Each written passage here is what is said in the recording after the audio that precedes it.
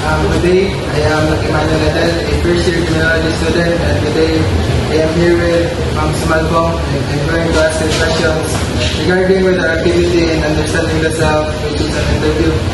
So, first question, Ma'am, is how do you manage to reach the 4th college?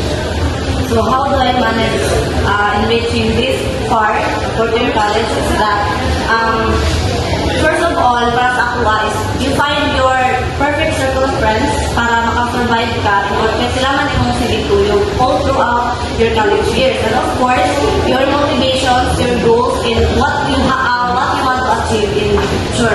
So kahit mama kay goal, so you have to be nagkamot bitaw ka in order for you to reach that specific goal, which is para sa kuha mo a police officer someday. So that I will make that as my inspiration for me to reach that goal. So muna sa inyong motivation, as well as your family po. Okay? Your family are the one who supports you financially, emotionally, physically. So those people, your friends, your family, or teachers, or your role models, yung pinabuli mo na siya, mo motivation nga para ma-successful ka and para ma-reach kung kaani ko afford ko mahal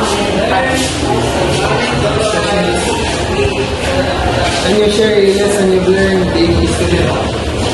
So, based on my experiences, dili ka kong ginoon. Since high school, one ko ka na ang tone ko, pero dili na lang.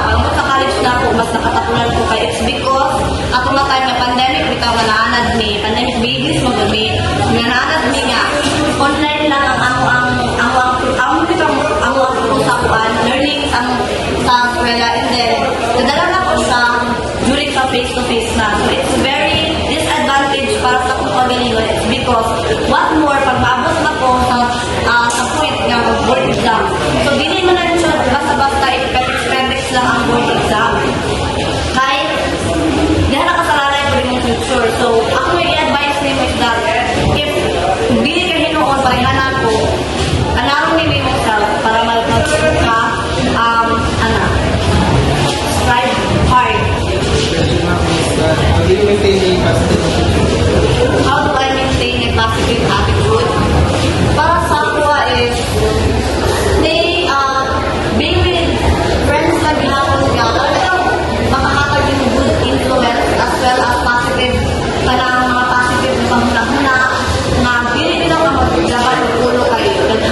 Akala mo po, back and all, para ma-positive attitude ka, you need to surround yourself as well o mga friends niya, mga tatlong positive mo. Kaya kung dili ka positive mo kauban, yung attitude, dili po sa inyo generalize na ko matandaan ka or so what, sa magani. So that's how I say my attitude is positive. And then, naroon ko rin kung kailangan ka ilibog na kayo muna yung kanang skuan, kaya ako istorya kasi yung friends or kasi muna tandaan ka hindi ko magpa-apekto anong mga inanakay kabala po makadawa pa sa aking pagaling.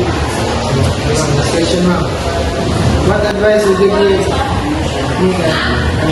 Ihatag ako ng advice, ma'am. Ako ihatag din ko may advice is that sa unsang aspect sa students lang. So, kung feeling ni mo dili, ano na din ako may sulit, kung feeling ni mo dili, bitaw, ang dili, sakto ako hindi kuyugan na friends.